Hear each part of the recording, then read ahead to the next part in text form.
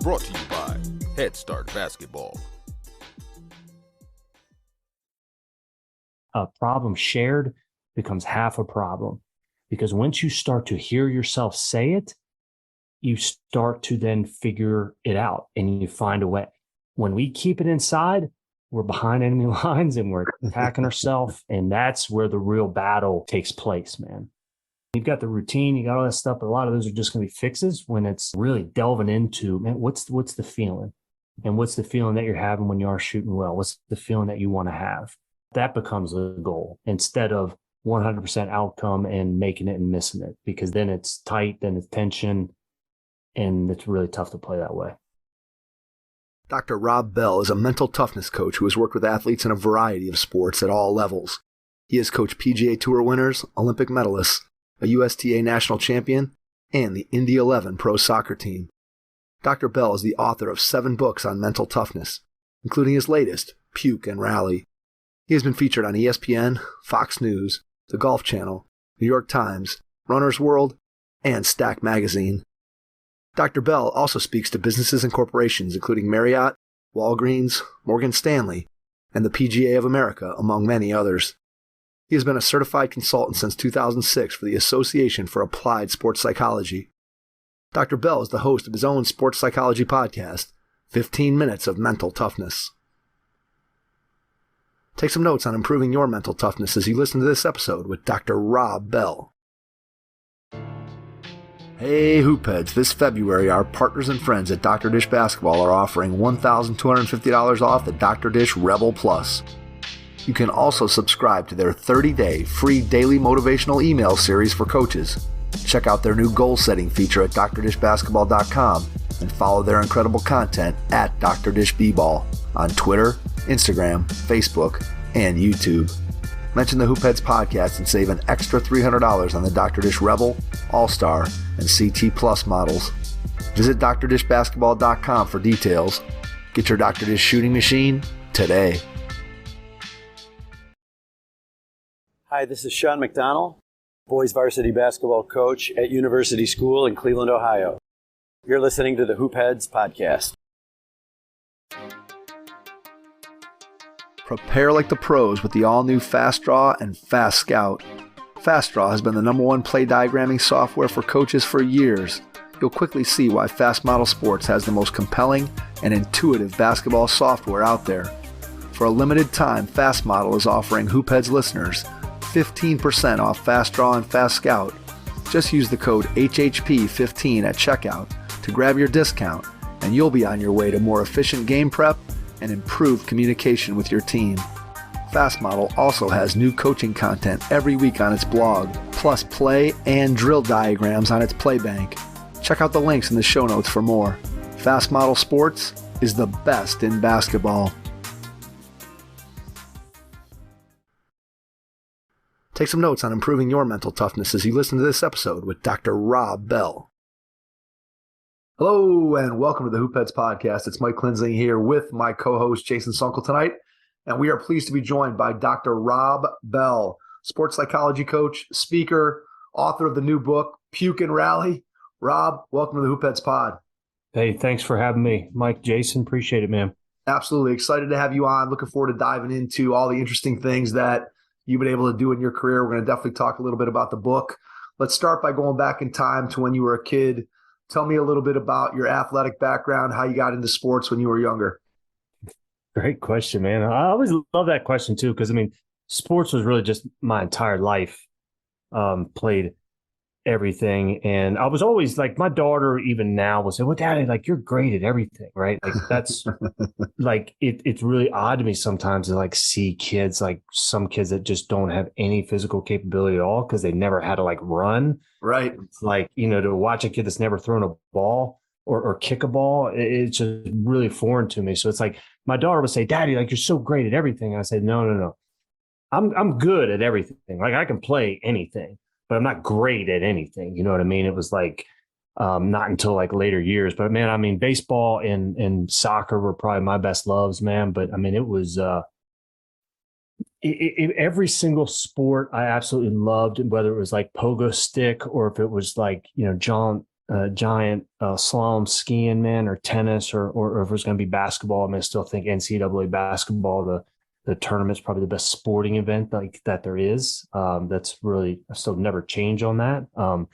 And like growing up, man, I mean, when Wimbledon would come, I remember like I would practice, but I would come in and I'd watch every single match of like Wimbledon. It was like we had like HBO at that time, from round one on as much as I could. I mean, so I was just, sports really was my entire life. So growing up and then, kind of getting off the tracks a little bit, and I can always share about that, but it was like I knew something in my world was going to be like within sports. I mean, that's how much it was. And it was always like, how do we make this transition from this part of sport? And that's what I love about athletes today. It's like being able to look at them. It's like, look, you have to realize that the effort that you're putting in, the practice that you're putting in, this translates into real life if you can kind of see how these dots are going to connect, because these skills are going to last way beyond when sport is over. And that's why I'm just such a honk, I think, when it comes to, athletics and sport in general.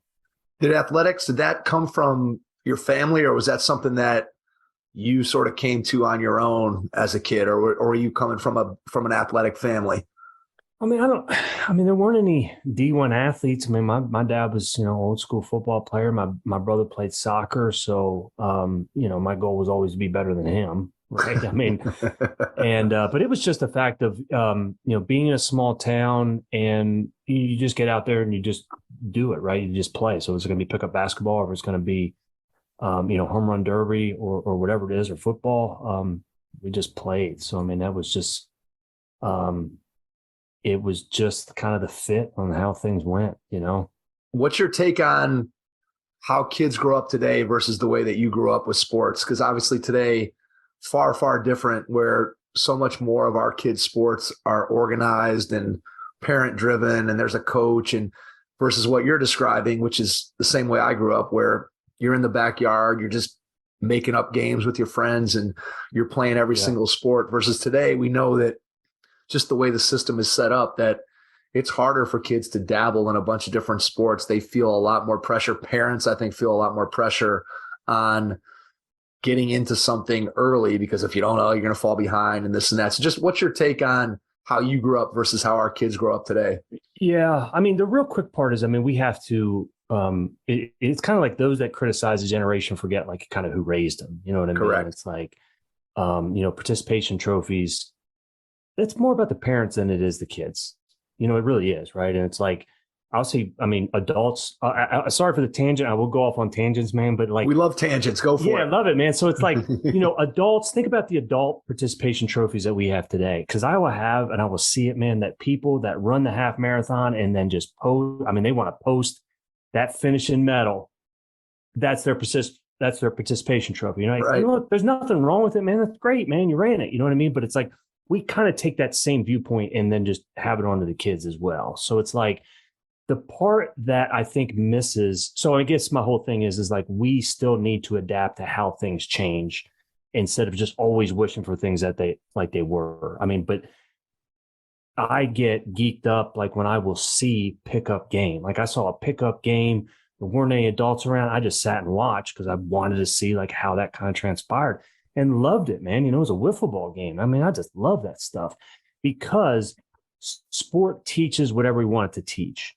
And when it's just the kids that are doing it, they have to, they have to self-govern themselves, right? So if anybody's going to be cheating or fouling, whatever it is, you call it on yourself. Like you self-govern it.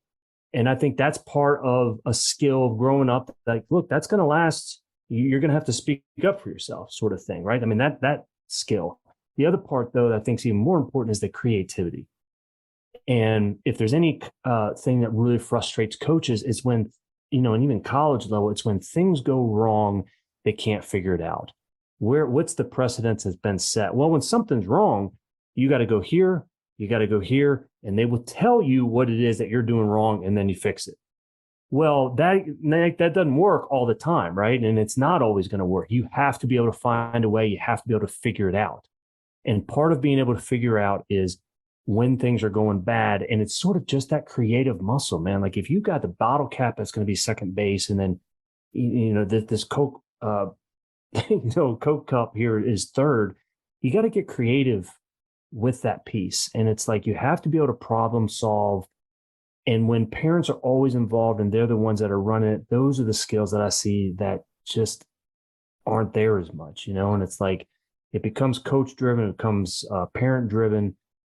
Kids don't have to adapt, they don't have to self-govern, they don't have to be creative with it. And those are the skills, again, that that's the real injustice that I think is because with my kids growing up, we played, you have to make up a game. So we go to the park and be like, hey, you got to make up a game. And American Ninja Warrior was kind of big, and so they'd make up like these courses and stuff like that. And just like being able to take a stick and like dig it in the ground, right? I mean, there's something to that, you know what I mean? It's like, treating you, man, be in the moment. Life doesn't all have to be expectations and stress and results. And let's see how great you can dig here. And that's part of like going to the beach that I love about, man. It's just kind of digging in the sand and creating stuff. But sorry for the tangents, but that's what I look at, man. The creativity piece, you got to be able to self-govern, and you have to be able to figure out and find a way when things aren't going your way. Now, those are 3 great points. And I think when I look at what I do as my day job, so I'm teaching elementary school phys ed, and I couldn't agree with you more, Rob. When I see and hear you describe some of those things, like the ability for kids to self-govern and figure it out and not look to an adult, like a lot of the kids that I teach, their way of trying to figure it out is just screaming at each other. And so they don't really ever get to a negotiation. It's just, I'm yelling at you, you're yelling at me. And then we just kind of are waiting for an adult to step in to help us figure it out. Versus, again, if you have to do that all the time, where if you don't figure it out, guess what? The game ends and everybody goes home and I don't get to play.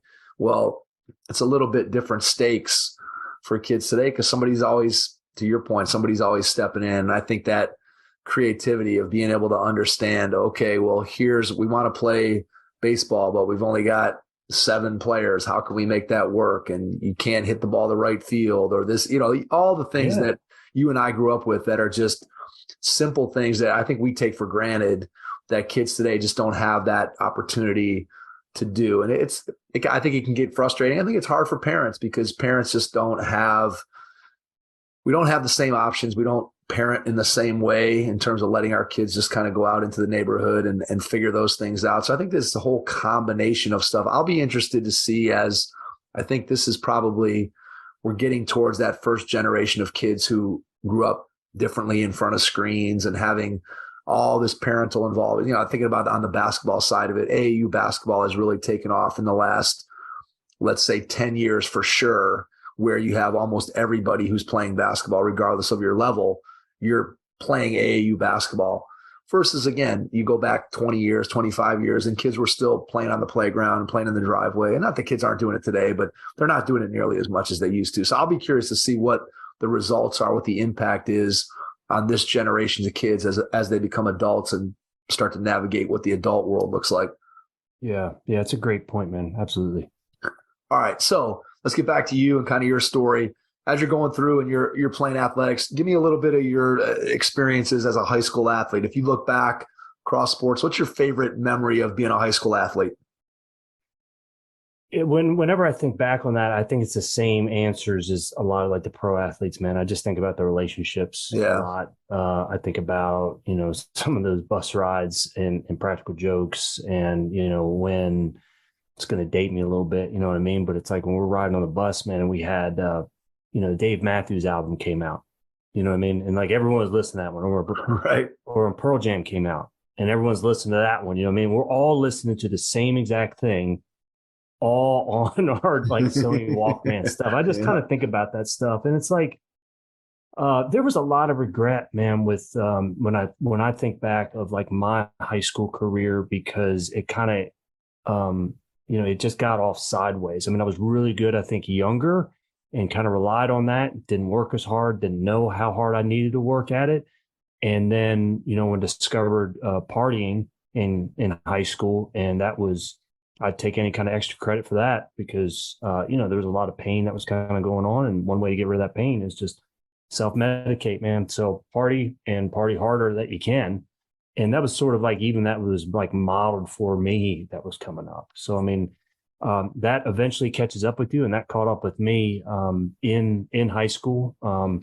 Forced me to. I mean, I got kicked off my soccer team night before senior year. High expectations, a lot of embarrassment that went with that, and then that translated into putting so much pressure on myself during when baseball came around. That just tried way too hard, and now you have failure on top of embarrassment. Well, there's only one way to deal with that, man. The only coping mechanism I had was just party harder. So right. That translated into college and low Division II school in West Virginia. For some reason, we were partying, go there to play baseball, and we're partying near this bridge, and near this bridge was a cliff, and I ended up walking off a 80-foot cliff.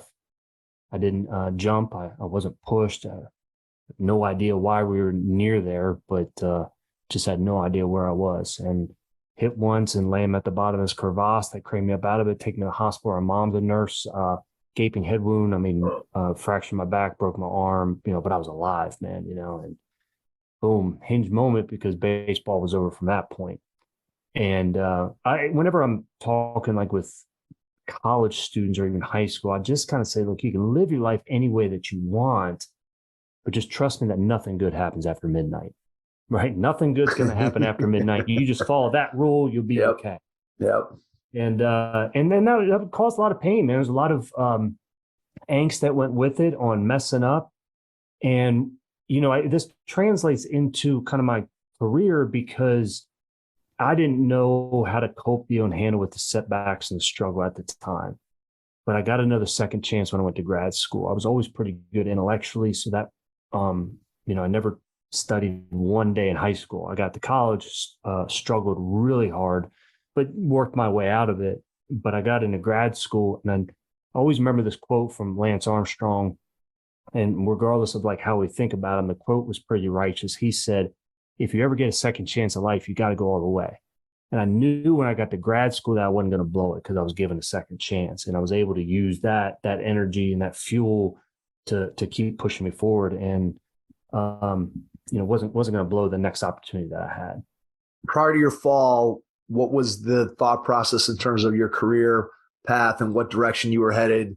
And then after the fall, did it become clear to you that you wanted to help people to overcome and kind of get that second chance and get into sports psychology? Was it that clear of a moment for you, or was it? Well, what took place was, I took a psychology class. I never had psychology at all in high school, and I took it in college. And then when I took it in college, it was tattooed in my heart. This is what I want to do. I mean, I don't know how this is going to combine, but I want to combine sport and psychology, and it just fit. And it was tattooed on my heart. This is what I want to do with the rest of my life. I never, ever stayed away from that. There was also Olympics were going on with Dan and Dave commercials back in the time. Do you remember those? Oh, yeah. Decathlon. Absolutely. That's it, man. So Reebok did a fantastic job bringing awareness onto decathlon, who, nobody paid attention to, but they did a great job. Dan, Dave, and who you going to root for? Well, Dan O'Brien was on world record pace and no heights at Olympic trials, so it doesn't even go to the Olympics. And I started following his career because I'm like, how does that happen? That doesn't make any sense.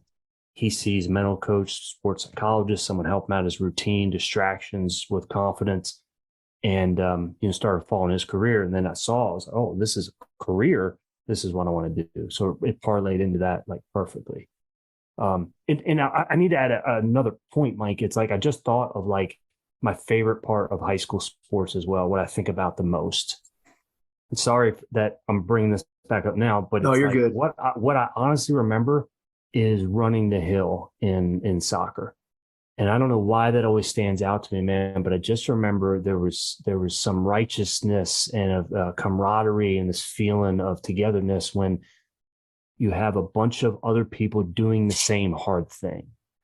And remember coach kind of playing the, you don't have to do this, Rob, like you don't have to do this. You get to do this sort of, mind trick at the time. Like, oh, okay. I kind of get to do it. I get it. But it made sense later on. And I always loved the training and the harder it was, the more I loved like pushing it. And that was a skill then that still lasted like way beyond, right? Because now I do ultra marathons and everything, but sorry for the tangent, but that is probably what I think about most when I think about like my sport and career. when it comes to it. So what are the steps that you take as you decide, okay, sports psychology is where I want to be? Obviously, you're in school, you're taking the classes, you're trying to figure out what that looks like. What are some steps that you started to take, whether it was through trying to connect with people or just putting your ideas down on paper about where you were going to go next and how you were going to get where you wanted to go? Yeah. Well, I mean, I think it was, started just reading as much as I could. And this was even in undergrad, man. So I started working with like even some of my fraternity brothers who played on the soccer team there in college. We kind of, let's do some visualization together and kind of lead them through some stuff, just no idea what I'm doing, just trying to come up with this. And it was, I always think it's like when you know what's going to be, what the plan is, you don't know what the path is. So I had no idea what the path was going to be, but I knew what the ultimate goal was. And that was work with professional athletes, coaches, and teams, helping them perform their best when it matters the most. So I had no idea like what the plan was. I knew in my mind when I graduated college, though, I was going to move out to Colorado and be a ski bum for a year. And the reason why I was doing that is because I love skiing.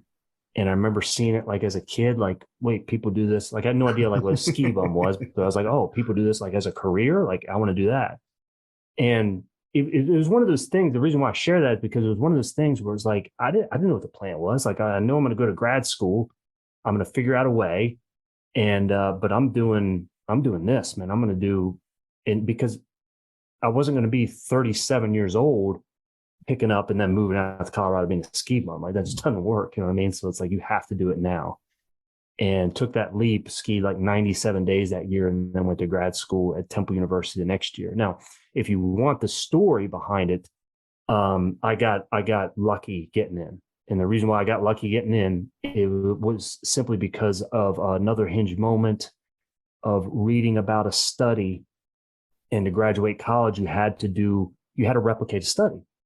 So I replicated like this study of like when runners would go on these long runs, they'd have these euphoric sensations, it was runner's high. And I remember like, okay, I just want to do that one. Well, when I applied to Temple University, I'm in the interview. I had no idea who I'm talking to, but he kept asking me about this study that I replicated. And he was the one who did the original research. Runner's high. No idea, none, I just found out after the interview, of course. And, 23 years old, man, and you can tell I knew what I was doing. But it was just getting in there when I got into Temple University. I wasn't going to blow it. I read absolutely everything that I could, and I was immersed in going above and beyond everything that I was going to do because I knew how hard the path was going to go, and then not even kind of knowing what the path. Then went to University of Tennessee for my doctorate, and all along the way, man, just working with athletes, man. Did you have a professor or somebody that kind of took you under their wing, or somebody that you look upon as a mentor at either one of those places, either at Temple or Tennessee, somebody that you're still in touch with that has been important in your career? Yeah, I had a couple, man. So it was Dr. Michael Sachs there at Temple University, and then at Temple, that was at Temple, and then at Tennessee was Leslie Fisher and Craig Risberg. I mean, they were just fantastic people, man, and Joe Whitney. I think we always remember our coaches, man, and they were huge. Who were the first athletes or two that you got to work with? So getting like my master's degree, man, was probably working like with the team. I remember working with Temple baseball there. That was even the John Chaney days when he was there, man. I remember going and kind of watching some of the 5 a.m. practices, but got nowhere near that team. But it wasn't until, man, I think University of Tennessee, and then just started working with like some local pros. Some local pros then had some success. They got in some bigger tournaments, and it just kind of opened up. And that's what I always try to tell athletes and teams is no matter how bad your situation is, no matter how bleak an outcome looks, it only takes one. It takes one shot to turn everything around. It takes one meeting a person, one coach to turn your entire life around. That's what you're getting ready for. Problem is you don't know when that moment's coming. That's the importance of preparation. That's the importance of being ready. That's the importance of always finishing the drill and never going through the motions, because you don't know when that opportunity is going to happen. And that's kind of how it played out in, career-wise, professionally. Yeah, absolutely. I mean, I think that's great advice for anybody in any walk of life, whether you're talking about athletes, when you're talking about your career, whatever that may be in the business world. You got to be prepared. Luck tends to find people who are prepared. for that luck. And if you do that, you're going to put yourself in a much better position to be able to take advantage of those breaks and those hinge moments like you described. Tell me a little bit about your own personal mindset as you're just getting started and trying to figure out, okay, how can I help these guys? What is it that I'm bringing to the table that can help a professional golfer, that can help an athlete to be at their best when their best is needed? What was your thought process? How are you going through and thinking about it? Obviously, you've got a lot of academic background, but you don't have, when you're first working with athletes, a little different, working in the ground versus theoretical. So just tell me a little bit about your mindset. Yeah, and I kind of shared, like theory and practice are exactly the same, but in practice they're different. You know what I mean? So it's like, I would probably say I was probably more confident starting off then than I am now. And I know it sounds odd, man, but it's no, it makes total sense.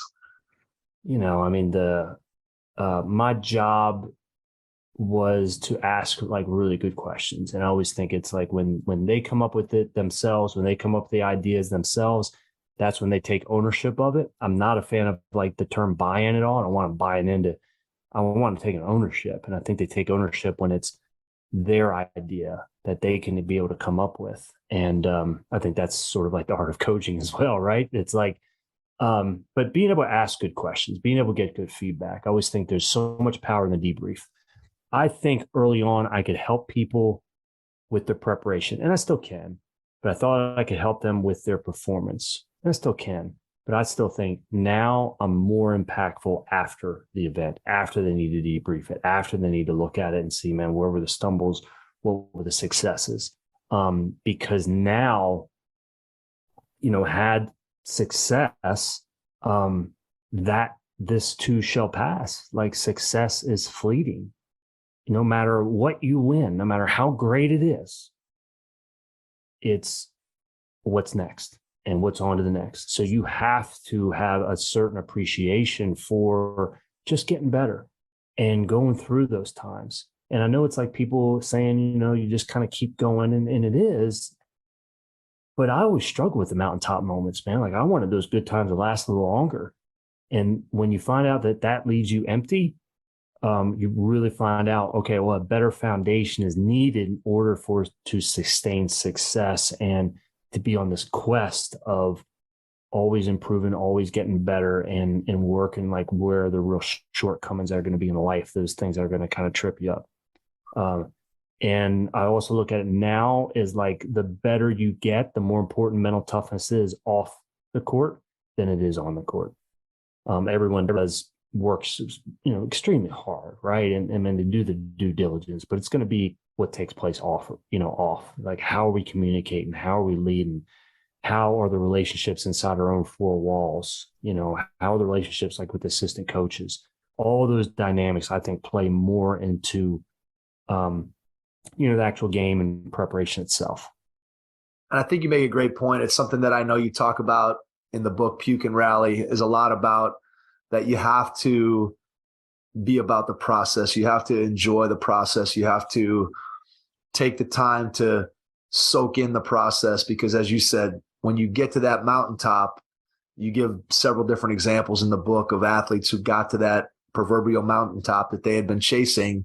And all of a sudden they get there and they ask them, so they look around, they say, well, wow, that doesn't feel normally, that doesn't feel quite as good as I thought it would, or man, this isn't quite as meaningful as I thought it was going to be. Here's something that I've worked for years and years and years in some cases. And now I've gotten there and it feels sort of empty. And so I think one of the points that you make very well in the book is that it has to be about more than just that singular accomplishment. It has to be about the process that you go through, and then not only leading to it, but then what do you do, as you said, once you're there, what do you do after that point? So talk a little bit about that and just sort of making sure that you embrace the process.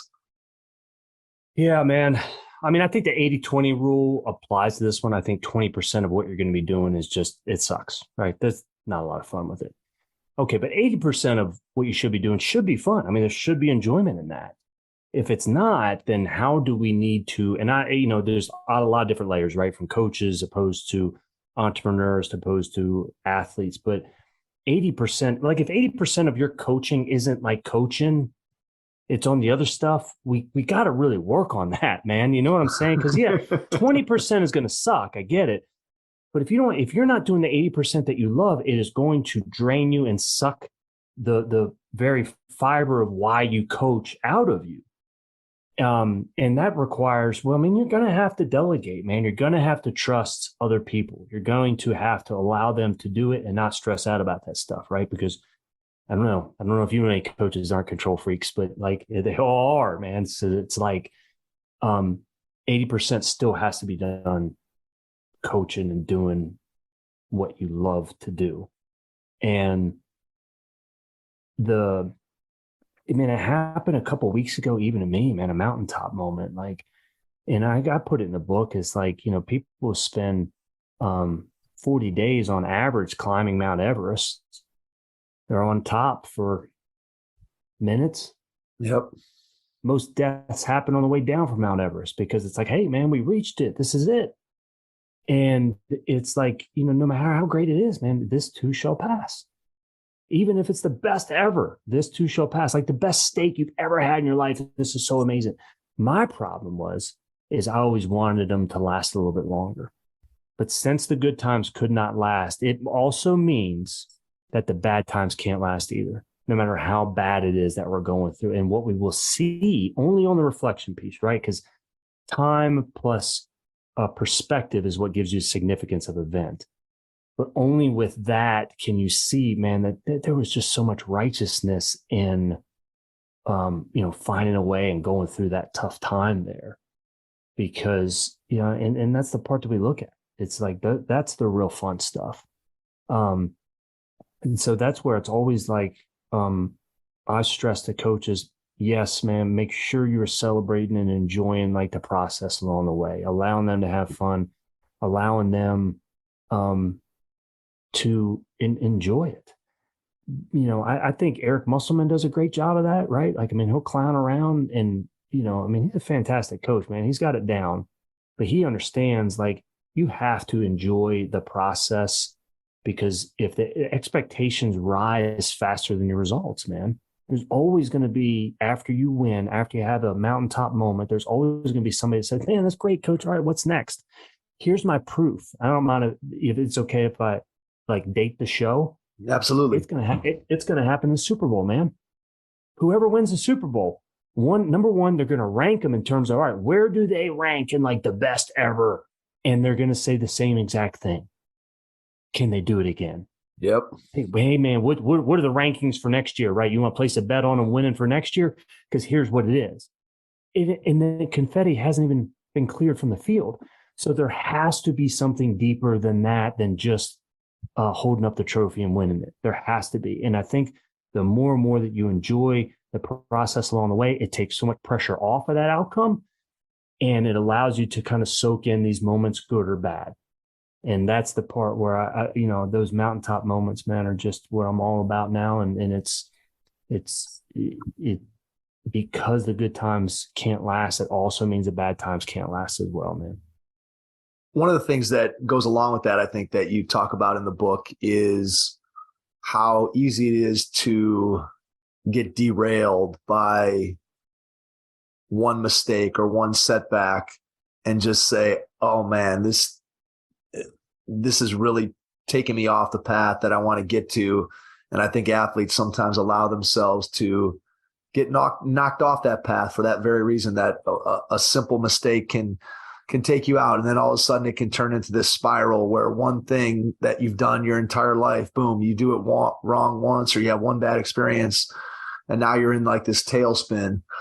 So talk a little bit about athletes, again, maybe not getting into specifics, but just when you work with somebody who's had a setback, how do they come back? What do you tell them that, hey, look, you've been doing this your whole life.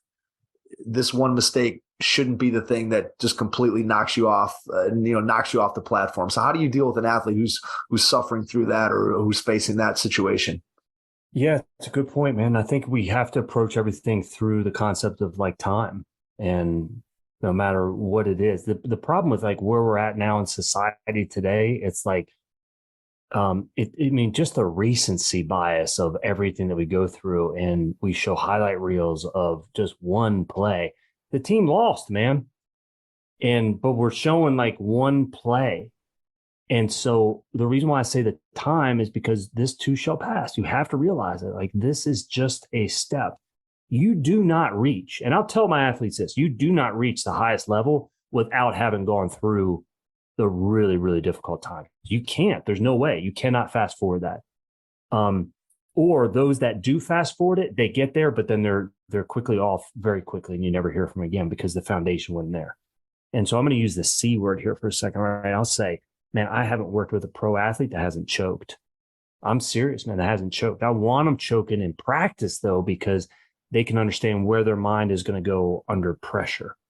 And the part that I really share with them about, it's like, you have to understand your identity outside of sport. You have to understand that this is just something you do, and that when you leave it, like, you have to be able to leave it. You have to be able to disengage this part of your life with the other part, especially the better that you get. Because the better you get, man, the more and more people will be patting you on the back and telling you how great you are.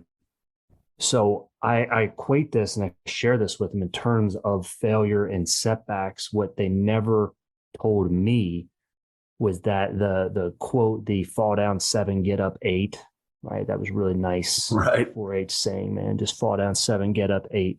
It never really rang true with me because they never told me that when you fall down for the 4th and 5th time, man, that you remember, the 1st and 2nd and 3rd. Like, you remember those. So all the flood of emotions that come back from getting chewed out by a coach, striking out with the bases loaded, whatever that failure is going to be in our mind, all of those emotions start coming back because the body still remembers it, man. The body still holds that stuff in there.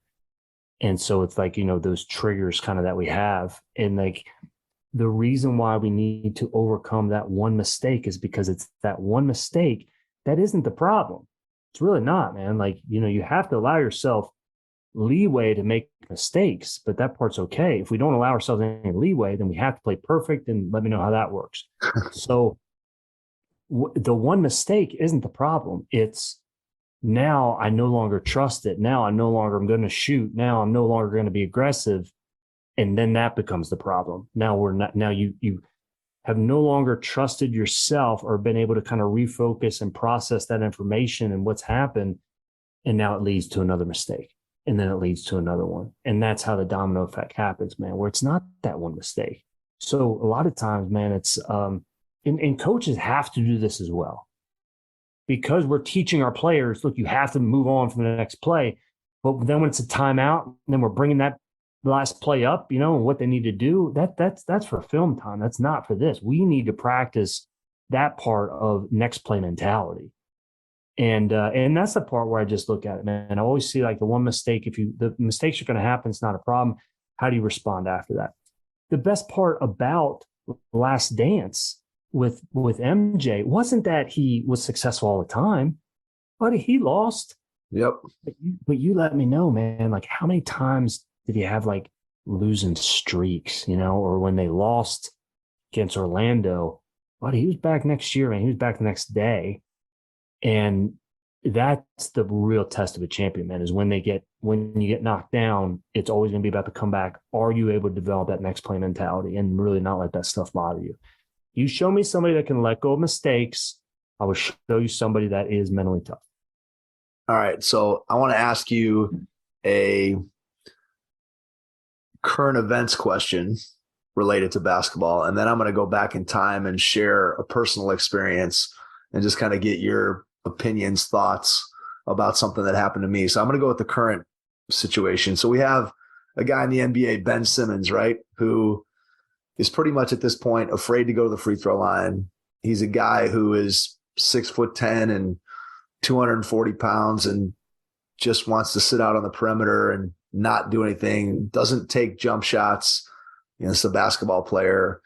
It's clear that not only maybe at some point was there something physical going on, but there's something going on in his mind that doesn't allow him to perform at his highest level. Now, clearly you're not sitting down in a room with him and talking to him and having a complete understanding, but a player who's in that situation who has the tools to be able to be successful, but for whatever reason isn't able to implement those tools out on the floor, or the field, or the court, whatever, what advice or how would you attack a situation like that? What would you do with them? What are some conversations you might have, the questions you might ask them? It's tough to take that and like generalize it because every situation is going to be a little bit different. Yeah. Yeah. If it was with Ben Simmons and working with Ben Simmons, the best thing would be if he wasn't Ben Simmons. Right. And what I mean by that is because he can't step out of him being himself. So he knows like that light is like always on him in terms of what he's doing. But I mean, he's not really doing anything that we didn't know already before. His biggest mistake was not owning up to it in Philly and being able to take the punches there. Yeah. And then started playing a mental health card, which, look, man, mental health is a big issue. I'm not saying he didn't experience it, but he played that card like you try to play the system, like you try to play man, I got to pass here to go to the bathroom. Right. He used that to the utmost where he just, I'm out. Like he didn't stay around and practice. He went and did his own thing. And I can just guarantee this, like he didn't have anybody really speaking truth to him in his life. He had all yes men. He had all people saying, man, you're great. You do whatever you want. But deep down, he knew it and he didn't have to own up to it. When you move on, when you quit, it makes quitting easier later on. The problems, relocation therapy is what I call it. And that it sometimes works if something isn't broke. But if it's broke like it was, it's gonna show up again. And that was the part where, look, when he had those issues in the playoffs with the Sixers, he needed to get it addressed then. He didn't. You reap what you sow. Now the checks need to get cashed. So, I mean, that's kind of my opinion, like on. Got it. All right. So I'm going to give you a personal experience that happened to me. And it's kind of interesting when I look back on it. And I've told this story once on the podcast. We had a guy that came on, and Billy Hansen, and he had written a book about his experience as a college basketball player. And he had some performance anxiety issues, and he was kind of walking through and talking about his experience. And it got me thinking about my experience, which I had never shared before on the podcast, really hadn't shared with too many people at all. But so when I was a high school basketball player, I shot probably, I think, 89% from the free throw line. And I just, completely confident in every way, shape, or form. My freshman year when I got to college, didn't play very much, but, whatever, it was fine. And then when I was a sophomore, I became a starter. And probably about 2/3 of the way through that season, I was shooting, I think 91, 92%, something like that. And then we had this drill that we would do at the end of practice where you had to make 5 swishes in order to be able to leave practice. And then you had a certain amount of time to do that. And if you didn't do it, then you had to get up the next morning at 6 o'clock or something to come in and shoot extra free throws. And some way, shape, or form, doing that particular activity one day, I just completely fell apart and collapsed as a free throw shooter. And I think my last, it was probably the last 6 or 7 games, I think I was 0 for 10 or 0 for 12 from the free throw line. A guy that was previously was 90%. And I mean, I was in practice, and, even then I was struggling to try to get the ball to the basket. I mean, I never had experienced at that point anything even remotely similar to that. I mean, it was just, I couldn't get the ball to the basket, and I would get, again, the anxiety and sort of just tense up and all these different things. And I can remember really kind of being completely on an island because I didn't want to admit it really to anybody. Right. And I'm sure that my coaches knew. And in fact, I did a podcast with one of my assistant coaches a couple of years ago. And he's like, remember when you had all those free throw problems? I'm like, yeah, it probably would have been nice for somebody to talk to me at some point during this whole thing. But anyway, so I finished out that sophomore year, and then I came back as a junior. And in the summer that year, I switched up my routine to try to get myself out of, what I had done before. And I ended up shooting 76%, but it was still a sort of an anxiety filled 76%. And then when I was a senior, I shot 82, and it was still, all that stuff was still there in the back of my mind. But as I was reading your book, one of the things that stuck to me is that even though I went through that and I experienced it, it was terrible. And there's still times today where I can kind of think about it and get that feeling of like, ooh, that I can still feel that muscle tensing up. But for me to be able to overcome that and get back to where, like, again, and during that time when I went through it at the end of my sophomore year, I had no chance of making any shot from the free throw line, and to be able to come back as a senior and be able to get to 82%. And I did it completely on my own. I didn't talk to anyone about it. And I look back on it now, I'm like, man, how would it have been handled differently, or what could I have done? It's just interesting for me to think about it. Again, for somebody like yourself who works with athletes who, maybe have experienced the yips, whether it's in golf or whatever it might be, which is certainly how I felt at the time. But it's just a process that I went through. And I wonder, as I look back on it, did I handle it the right way? Did I handle it well? Did I handle it better or worse than somebody else might have? I'm just curious to get your perspective. I know I gave you the very, Cliff Notes version of it, but. No, man, I can, and I could work with that too, because that, and that just goes to show you like the power of having a skill that's so well learned, and when you try and perfect it, and how that could just kind of like sit in the mind, you know what I mean? And the angst that kind of surrounds it. And then we get stuck inside our head. And when we get stuck inside our head, that's when we're behind enemy lines. The way that we get outside of our own head is to get it out. You have to be able to purge that stuff out. And that's the main thing. It's just be able to share it, and to really then, if you have an expert that can really ask questions in terms of, well, what is the feeling? Like, what's the thoughts? You know what I mean? And now you start unlocking part of that brain that allows it to free up, because you've had one motor pathway for doing something your entire life. Now something got messed up with it because there was a sort of traumatic event, right? I mean, you can call it that. And you've got to be able to figure that one out. And the way that you do it is that's why being able to get that stuff out takes away the pain, takes away the problem. I always say a problem shared becomes half a problem, because once you start to hear yourself say it, you start to then figure it out and you find a way. When we keep it inside, we're behind enemy lines and we're attacking ourselves. And that's where the real battle takes place, man. And that's the part where it's, you've got the routine, you got all that stuff, but a lot of those are just going to be fixes when it's, really delving into, man, what's the feeling, and what's the feeling that you're having when you are shooting well? What's the feeling that you want to have? That becomes the goal, instead of 100% outcome and making it and missing it, because then it's tight, then it's tension, and it's really tough to play that way. Yeah, I think that's a really good point. And I just think back to, like I said, trying to go through and solve that thing on my own and not really talking to anybody, just probably more out of embarrassment than anything else. Like, how can I not do this thing that I've spent hours and hours and hours and hours doing, and I've always been able to do successfully and been able to do under pressure and not ever been worried or nervous or any of that stuff. And then suddenly to have it just in an instant go away, and then to kind of sit with that myself for really a couple of years trying to figure it out. Yeah, trying to figure that thing out. It's I think coming back and shooting plus 80%, it might be one of the things I'm most proud of in my entire career. Right, when I really look back on it and say, man, how did I overcome that on my own? How was I able to get to that point where I could do that? It's just I don't know. The mind is an interesting thing, as you well know. I never would have, before having gone through that, I never would have understood.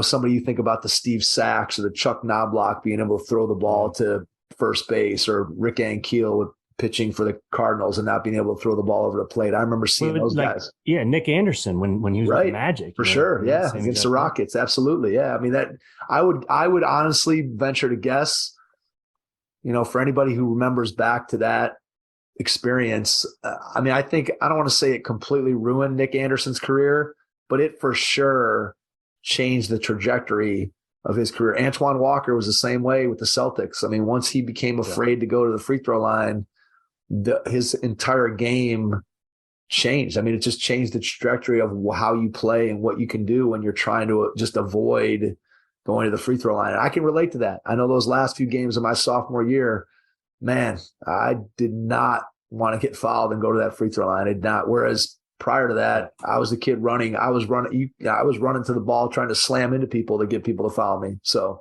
totally different. But yeah, Nick Anderson's a great example of that for sure. Yeah. And that's like, I mean, the analytical side of our mind that figures stuff out. And then it's the part that's got to be creative and just be able to kind of be in flow and let it go and damn the outcome. That's how we kind of get to that spot. And that's why I do love the free throw shooting in general, because of that part, right? It's the only part of the game where everything slows down. Yep. Everything stops. Now you got to slow your heart rate down, and now it's just on you. There's a lot of righteousness in that, there's a lot of respect that I have for athletes, and even, mentioning Ben Simmons before, man, a lot of respect for anybody that's going to be at that level. For sure. You know what I mean? But yeah, dealing with that, it really is, man. It's so powerful because you're taking a well-learned skill and now it's no longer well-learned. Now it's sort of foreign. And so that's where you got to, be starting to do a couple of different things and switch it up. And that's where, like, right away, switching up that routine probably would have been like one of the first actions in that, be able to switch that up, because it's going to start a new cycle. I'm getting too geeky in this, but it's starting like a new neural pathway in the mind. Yeah, no, absolutely. I mean, there was no way I could not go back to the old way. The old way was so anxiety inducing that I had to change it. I changed how I brought the ball from dribbling it in my routine to where I shot it. And it was just a whole series of things and like I said, I didn't have anybody walking me through the steps. I just was trying to 19-year-old kid, 20-year-old kid, trying to figure it out. How do I get back to where I was? And I never got back to where I was 100% completely, but it's interesting thinking about how your mind works and how important it is in performance. And I think that speaks to the value of what guys like you do to be able to help somebody, especially at the highest levels where the pressure is the highest, when you're talking about doing something for a living, to be able to unlock. And as you said off the top, to be able to ask the right questions to get guys thinking in the right way. To me, it's just invaluable, the tools that you can provide to an athlete. I'm sure that you've seen it. I'm sure that clients that you've worked with have come back to you and said, hey man, like, the things that you're working with me on have made all the difference. I'm sure. Can you share a story maybe that an athlete gave to you without naming names, just somebody who maybe, came back to you and just how that made you feel, the impact that you were able to have on them? I mean, because I was the athlete that thought too much, and I was like the Sheldon from Big Bang Theory. I would overanalyze stuff, man. Overanalyze it. And I was also an all or nothing athlete. Like, if I was good, I was good. If I was bad, I was horrible. Right. Because the one mistake would then lead to another. And it was it was a downside. So, like, to have athletes have success, man, it really does, man. It brings me so much joy. It's better being a coach and watching their success, because then, hearing about it and being able to share it with them is just so special, man. It really is. It's the best part about what I do. Yeah, it's powerful stuff.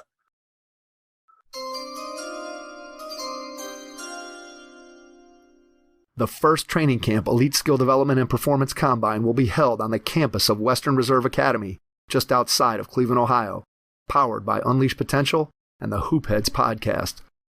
The camp is designed for boys rising to grades 6 through 9 and will take place June 29th through July 1st, 2023. An emphasis on improving individual skills in the context of a team environment will be the hallmark of the training camp. Mike Klinzing from Head Start Basketball and the Hoopheads podcast and Joe's Decision from Unleashed Potential will serve as the camp directors of this inaugural training camp. Campers can expect 3 days of hard work, intense skill instruction, and learning how to be a great teammate on and off the court at the training camp. Players will participate in 10 elite skill development sessions led by some of the best coaches from across the country. Visit headstartbasketball.com to get registered.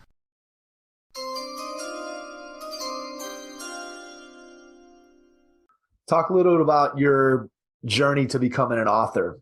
Go back to writing your first book and Did you know you had a book in you? Was it something that you sort of came to by accident? Was it a plan? Just tell me a little bit about the process. All right. So let me start with this about how bad of a writer I was. Okay. Like I said, from the very beginning, never studied at all in high school, got to college. Now I had to study. No idea about that, right? Like no idea about how to do it, but now you had to. And, because in high school, I got straight B's, but I was like, why work really hard and try and get A's when I can just get B's and not do anything? Well, I didn't know. And so this is how bad I was. I get to college, and remember, like when they'd have the writing test, you'd have the writing test before school would start.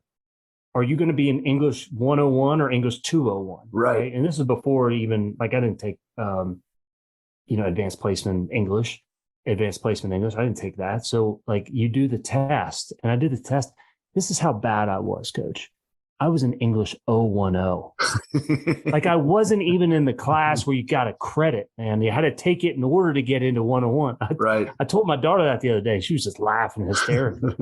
I said, yeah, man, but there's 8 books right there. So it's like horrible writer. I only became a good writer because of going through the thesis and then going through the dissertation, and you got to make it shorter, and you have to make that one perfect. And I knew then coming out, one, I loved writing because it's then my way. Same thing when I was talking about getting outside of our own head. Writing for me became a way to get outside my own head. To put these ideas down and create something and be able to help somebody else out with it. So I knew that I had something to say, and I knew, look, like the hinge is, none of anything I'm saying hasn't been said before, but I was like, can there be a better way to say it? And how do we take examples from other people and be able to put this in there? And how do we keep this simple? That's basically how the book's write. And the process, I wish I could really say I was good at it. I'm not good at it. The process for me writing the book is 1 hour every day, 1 hour every single day. And then you're going to have a book that gets done. Now for this one, man, it turned in like a couple hours a day. Just because my next book was not coming together. It just was not fitting. And then I like to do tough stuff, man. I like to get out there and world and live life, because that's fodder for the book, man. And we're always going to learn that stuff. Life goes so damn fast, man, that if we're not sucking the nectar out of life and doing everything that we can to like maximize the enjoyment, it's going to pass us by. So whatever it is that we want to do, man, you have to be able to do it, because it's not going to wait for you. If you want to go live out in Colorado, man, do it. If you want that vacation with the family, you better put it on the plan and go do it, because it's not going to be a convenient time for anything. And so I will sign up for these races that force me in order to train and to put myself out there, because I need to learn more about myself and what it is that, who am I going to be able to help in this race? Who, put me in a situation that I can be able to help somebody. And that only happens in life and what the race is going to be. So that's sort of the process, man, of like writing. But I always think I got something to say, and excited about the next book as well, man, because I really think this one is just the avenue towards how we can really improve, our mental game. All right. Puke Rally. Tell me about the title. One, it obviously is something that grabs you. It's not a word, puke, that you typically see in the title of a book. So as you were going through and trying to come up with what's the title going to be, what were some of the alternatives, or was it always just Puke Rally right from the very beginning? Because that was sort of the whole thing that it was based on. It was, brother. It was, I wanted Puke Rally to be a nice title. I didn't want it to be a scarlet letter that I would wear around. And all my ultra marathons, man, I just could not get like the sodium electrolyte balance. And I really struggled with heat, man. And I can tell the whole story if you want about how Puke Rally came to be. Yeah, absolutely. Please. There was a 50K race, and it was in the mountains, and there was, the training for it wasn't as great, had a little injury heading in. And, but no matter what, right, I'm going to do the race. And, 32 miles, like in the mountains, man, it's not like, a flat road marathon, it's 6 more miles, but that 6 miles right there is 2 hours. It's not running on an 8-minute clip. Now, if you're ultra elite, perhaps, yeah, those guys still do. But I started to have some engine failure at about mile 13, about mile 20 of this race. I started to have like some serious shutdown issues, So I'm like, all the self-talk you're trying to do to yourself means nothing at these moments, because fatigue makes cowards of us all, man. It's like when you do get depleted, there's no motivational talk that's really going to help it. It's just you and the decision, and decisions whether to keep going or not. So I'm at mile 20 of this race, severe shutdown issues. I need to get to mile 24. Mile 24 is when I'm going to see my family. They're going to be there. I'm going to reset, re-engage, and then, 8 more miles to finish this race that I need to train better for next time. This is how bad it was, man. Like they climbed down to where I was going to be coming, because there was I was just walking at this point, man, extreme heat. I mean, high 80s, all humidity. And when I get up to the top of this aid station where they kind of walked, this is how bad I was at that point. My kids, young at the time, right? Like 8 and 6 at the time, they walk down this hill to see me. I see them. They're hiking ahead, man. I'm having to stop like every 30 yards and just sit, because it's not good, right? It's not good. And I get up to the top of the aid station. And when I get to the top of the aid station, man, that's when it opens up. Like I just start puking. I mean, projectile vomit. My kids are kind of looking at me and like, what is going on, right? And my wife is there. She sees my sunken in eyes, and like, it's not good. Well, right when that happens, the skies open up and the sky just starts dumping. I mean, dumping, man. So we have to retreat to the car. Well, it was an aid station. They had pulled up, so they were there. Retreat to the car. If you can picture it in your mind, it's pouring down rain in the middle of the day. I'm opening up the back door of the car, projectile vomit, closing the door, looking at my kids now just crying because they have no idea what's going on, right? None. And my wife then comes in. She says, I told him that I'm pulling you from the race. And I couldn't argue at the point. I had no recourse. I couldn't do anything. I couldn't argue with it in the rain. It gave a convenient excuse. We go back to the hotel, the cabin where we're staying, where we rented for the week. Now I have like the chills, dry heaves, take a shower, try and pass out for a little bit, kind of wake up. And I don't know how long that was, man, maybe 30 minutes or something like that. Start to kind of get my bearing a little bit. They kind of come back because they had lunch. They all lay down because they went through traumatic event as well. Now I'm up. I start sipping on some water, and then it became one of those who are you moments. And those are the moments where we really meet ourselves. And one of my golfers always used to say, like, we didn't come here to paint. And that stuck with me. I was like, man, we didn't come here to paint. Like, you're going to finish this race. So I go in, I kind of shake my wife and said, we're going back to finish this race. 2 hours, mind you, after this all went down, I'm back at the same spot and check back in. And they were kind of shocked I was back, right? They're like, right. Really? Like, just got bed for 2 hours. Drop. Yeah, man. It's like, okay, go ahead. And end up finishing the race. And I share that one because it's like, all right, well, what are we really made of? We don't really know until those moments hit. And what I knew is that I was going to finish the race, or I was going to die while I was out there. There was no other option. I think if you keep it as simple as that, for me, not saying it's the best, you keep it as simple as that, you remove all the other options, the other back doors that are going to be there in life because we're going to take them, you're left with a singular focus. And I'm the one that had to look at myself the very next day. And that became sort of the impetus that no matter how bad it is, man, it's not about the setback. It really isn't. Setbacks are inevitable. Every one of us has puked. What does it take to rally? What do you need to rally? Got to have people around you that care about you. You got to have people around you that push you and challenge you. And you have to have opponents too, man, that test you. But that became the impetus of the book, man. And that's sort of like where it took off. And I've done this race 6 times. My goal is still a podium finish for this race. Every one of them, coach, every single one of them, I've puked. I've still puked in this race because it's always so hot.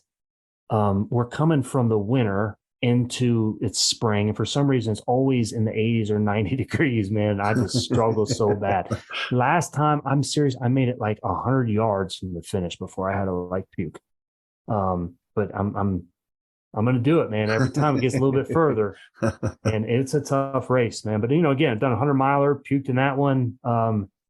It's just about just keep moving no matter what. Really, it's really what it comes down to, man. It's a great story because I think it does speak to kind of what you've been talking about throughout our conversation tonight, which is you have this internal dialogue with yourself of who am I and what am I all about? And I have to go through this process in order to prove it to myself, to be at my very best. And it speaks to understanding what the process is. Like, you weren't finishing that race so that you could take a photo at the finish line and have that as a memento. Like, that isn't what that whole thing was about for you. It was about the process of going through it and the struggle, and then understanding how that was going to change you as a human being and what that was going to represent for who you were continuing to become. And I think that's a powerful statement about what human growth potential is all about, right? Like, you could have walked away and gone and laid down in the bed and gotten up the next day and continued on with your life. But you inside your own head had something that was driving you to continue to grow, to become a better person as a result of that experience. And to me, that's a powerful thing that I think a lot of people miss when we take the easy way out.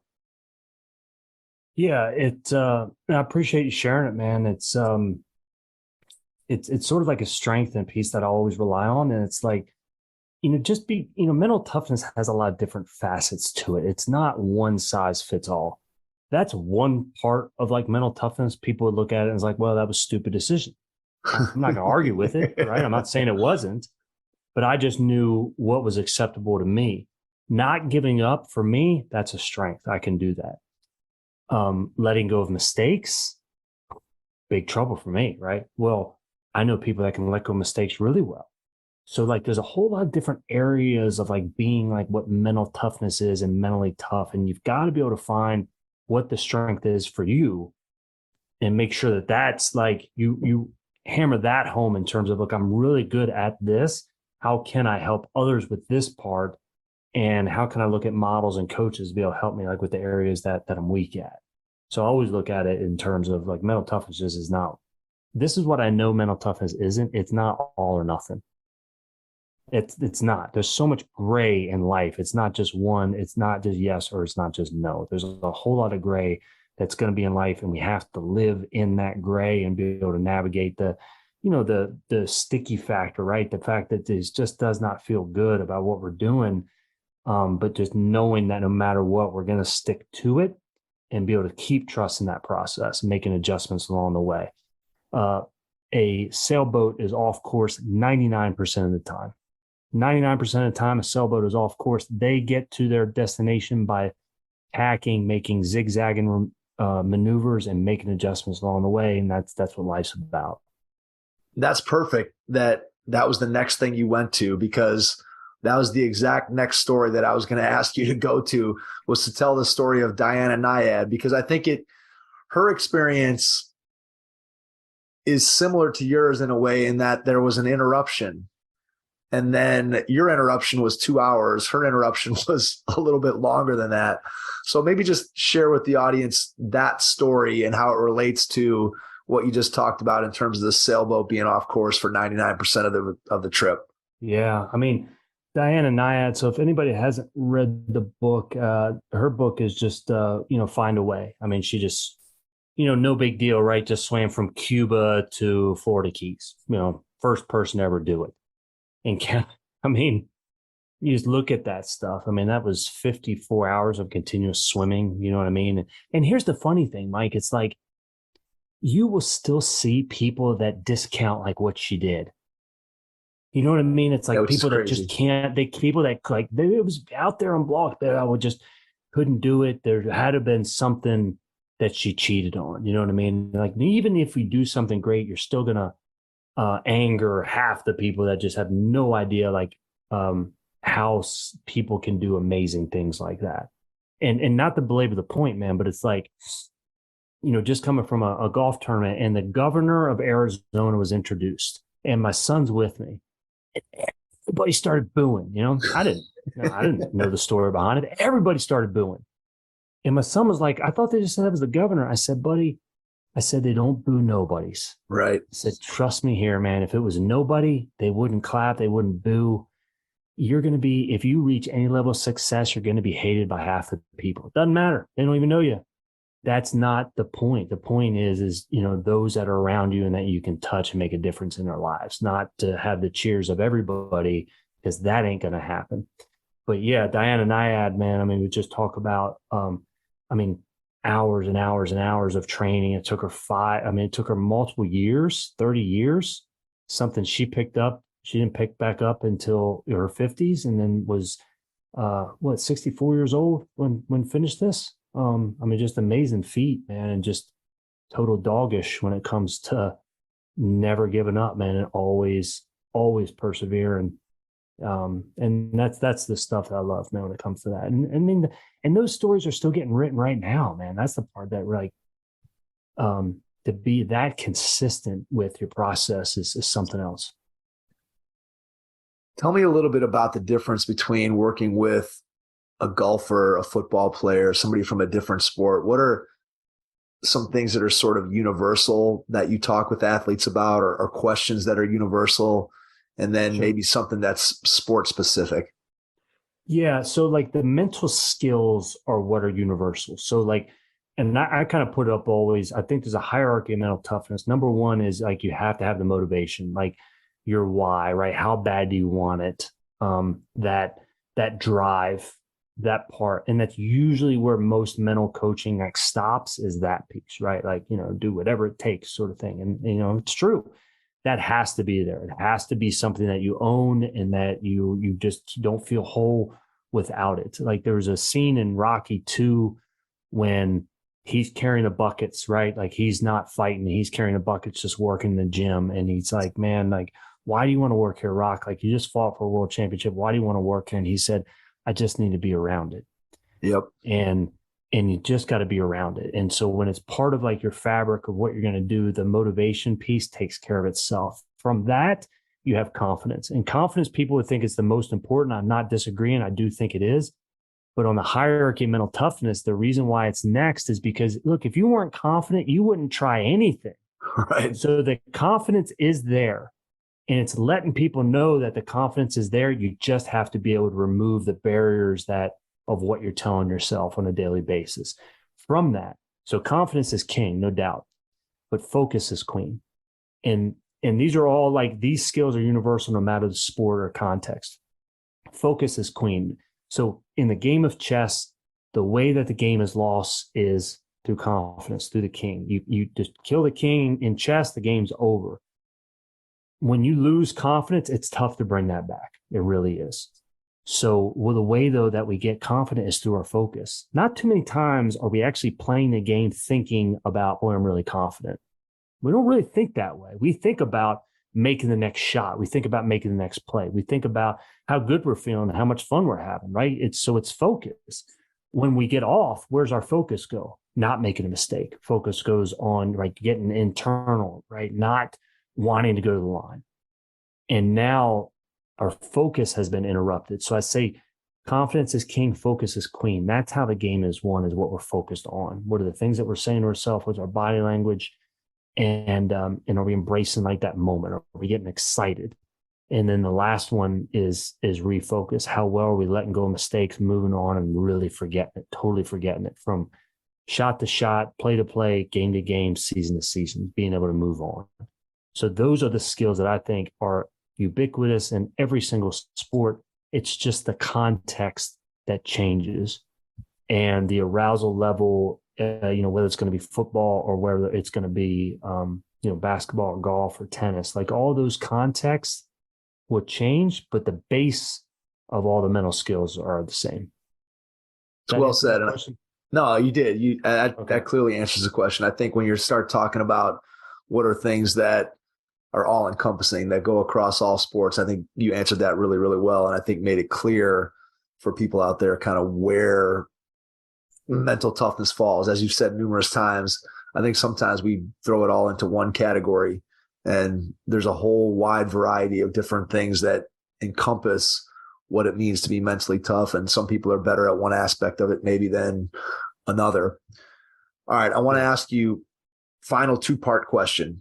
So part one is, when you look ahead over the next year or two and you think about where you're at in your career, what you're doing, who you're working with, the next book idea, whatever it might be, what are some of your biggest challenges, or what's your biggest challenge going forward over the next year or two? And then the second part of the question is, when you think about what you get to do every day, what brings you the most joy in what you get to do? So your biggest challenge and your biggest joy. My biggest challenge, I mean, the next book is I can't wait to be patient, and the fastest way to get there.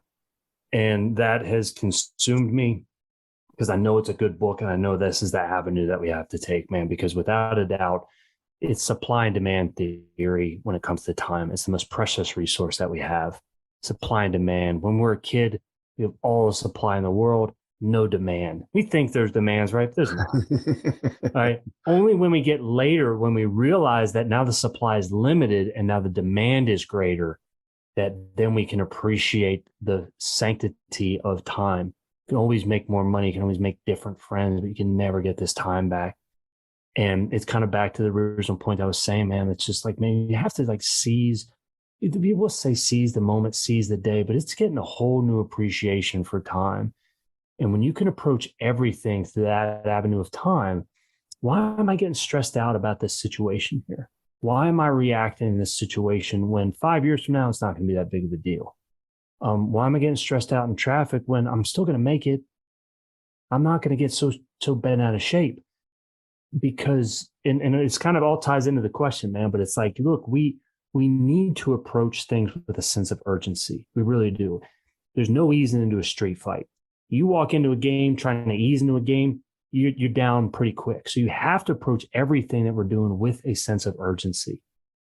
You got to be patient with the results, no matter what. You got to be patient with other people. You have to accept what's happened.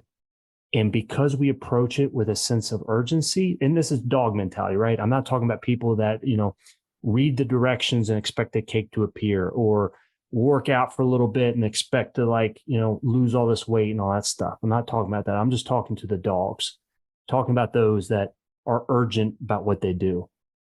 The problem with that is now we become urgent in everything that we do, and everything is not urgent. And it's knowing when do we need to be urgent and how do we be patient. And that's the real dichotomy, man, that if we can use time to our advantage, the stress, the anxiety, the overwhelmed feeling that we feel can leave. Because back to that, look, if you can wait, then you can win.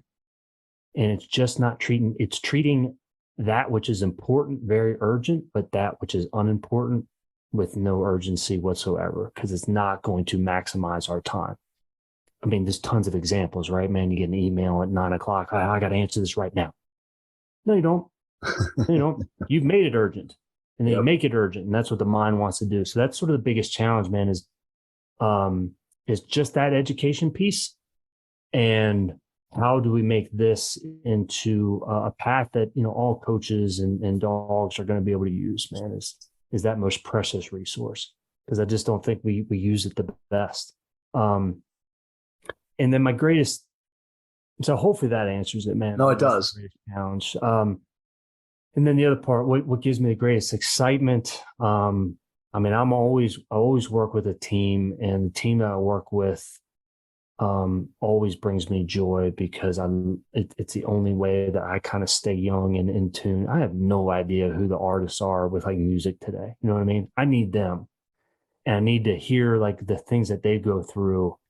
And that's how I think that we stay, young as well, and to make sure that they keep enjoying this process. And the art of, there's no more important person in life today than a coach, more than ever. most important people. And sometimes these coaches are the only person in somebody's life. And I think when we accept that responsibility and when we take that, we don't know what messages are going to stick. We don't know when they're really going to get this point and then apply it. We have no idea, right? So what we do, though, is I just have this belief that we plant trees that we're never going to see. The fact of us being able to tell somebody and directly, like, I'm really proud of you for the effort you're putting in, and I believe in you and know you can do it. We don't know the impact of that, but it is going to make a difference. And that's what I just love doing, man. I love planting trees that I'm not going to see. Eventually I'll see one of them, and that becomes those crying moments, man, those tear moments, is being able to reach people and just be able to help them. And because when you do that, you help everybody else out. And what Arthur Ashe said, the most selfish thing they can do is help somebody else. It's so true, man. When you focus on other people, it's what really helps you out. It invigorates you, because you can't help people that you believe in them and then turn around and not believe in yourself. It doesn't work. And that's what I always look forward to, man, is working with athletes. That's powerful stuff. I mean, I think that it's important for any coach, any level, any sport, to keep in mind that the things that you say and the impact that you have on your athletes are things that they're going to carry with them, in some cases, for the rest of your life. And I think that we sometimes forget about the power that our voices carry and the things that we say carry. And I think you did an excellent job of sharing that. And it's very well said. Thanks, man. Before we wrap up, I want to give you a chance to share how people can find out more about you. How can they connect with you? Tell them where they can get Puke Rally. Just tell us a little bit about how we can get connected to you. Yeah, thanks, man. And I appreciate you having me on, man, and great questions. My website's drrobbell.com. So it's DRROBBELL.com. Twitter, Instagram, LinkedIn, man, I'm always on there. Puke Rally and any of my books, man, it's on Amazon or on the website as well. Got a newsletter, goes out every single Friday on mental toughness, one way or another. And it's always kind of like what we get back to. And it's what I wake up in the morning thinking about, and kind of what I go to bed thinking about as well, man. So it's just, man, how can I be able to take these and be able to help people out with them? It's my passion, and those are the best ways I think to always get a hold of me, man.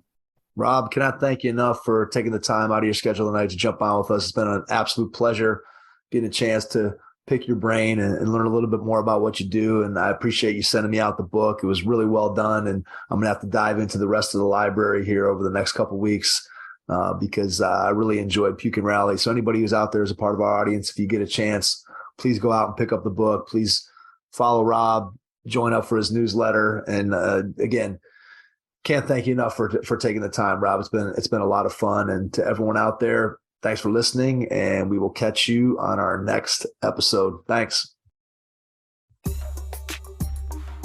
Your first impression is everything when applying for a new coaching job. A professional coaching portfolio is the tool that highlights your coaching achievements and philosophies, and most of all, helps separate you and your abilities from the other applicants.